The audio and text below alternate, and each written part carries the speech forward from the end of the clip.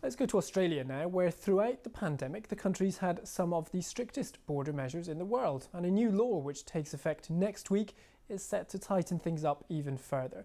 Australians who ordinarily live overseas will now have to apply for an exemption to leave their home country, meaning that some citizens could get trapped in Australia if they come back to visit. Well, let's speak to Professor Kim Rubenstein, an expert in Australian citizenship law. She joins us now from the Australian capital, Canberra. Professor Rubenstein, thank you very much for being with us. Just talk us through this new law. What is it? So it starts from a base where the government introduced early on in the Biosecurity Act a restriction on all Australian citizens, except for those who permanently lived outside of the country, from leaving the country. So that's quite a dramatic step in a Western liberal democracy to say you're not allowed to leave unless you get an exemption. But what had been in place and is in place until next week is if you ordinarily lived outside of the country, then you wouldn't need to apply for that exemption. This change will effectively mean that no matter where you live in the world, once you're in Australia, you are formally trapped and you need an exemption to leave. What are the legal mechanics for this law being enforced? Is this emergency legislation or has it passed through Parliament?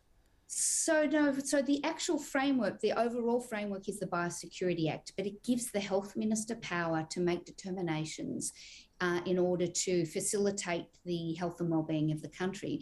But what is interesting, Rich, is within that act, it does actually link back to some basic human rights principles, and that is that those determinations must be appropriate and adapted, and the least restrictive measure available for the circumstances. So I think there are really serious questions, even before this change occurred, just for the starting point of restricting people who are here from leaving without an exemption, as to whether that is in fact the least restrictive measure. Because remember, people are leaving the country, so it's not as if the virus is here with us, they're actually departing. So I think there are really clear questions as to whether this actually even fits properly within the law itself, let alone some broader constitutional questions that I'm happy to discuss with you. And what are the grounds for exemptions that might mean someone can leave? So these are just policy guidelines to decision makers, and compassionate grounds are part of them, and also work needs and so forth. But again, these are discretionary.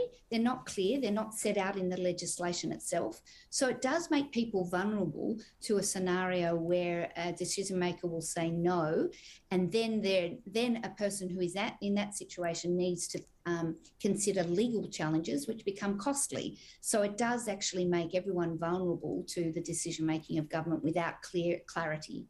Okay, interesting stuff. Professor Kim Rubenstein joining us from Canberra. Thanks for being with us. My pleasure.